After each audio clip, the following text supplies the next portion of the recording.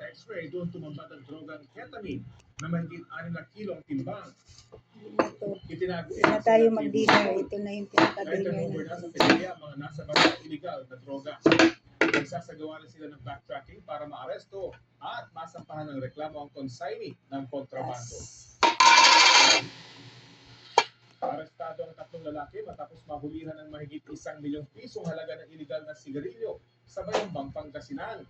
Ayon sa pulisya, pinara sa checkpoint ang commuter van na sinasakyan ng mga suspect at nadiskubre doon ang mga sigarilyong may peking selyo ng Bureau of Internal Revenue. Wala rin silang maipakitang kaukulang dokumento. Umabot sa mahigit 1,000 reel ng sigarilyo ang nakumpiska. Maharap sa patong-patong na reklamo ang mga suspect. Wala silang pahayag. Kinumpirma ng Office of the Vice President na natanggap na nila ang notice of disallowance ng Commission on Audit sa 2023 confidential funds at aaliman daw nila ito.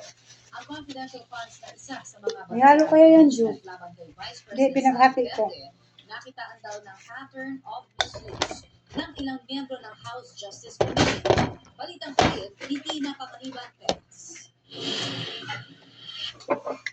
Ito ang Ay, kopya ng notice of pakisaksak-ling. disallowance ng Ling. Commission on Audit Pakisaksak. kay Vice President Sara Duterte at 3 iba pa na isauli at 375 million pesos na confidential funds na ginamit ng OVP noong unang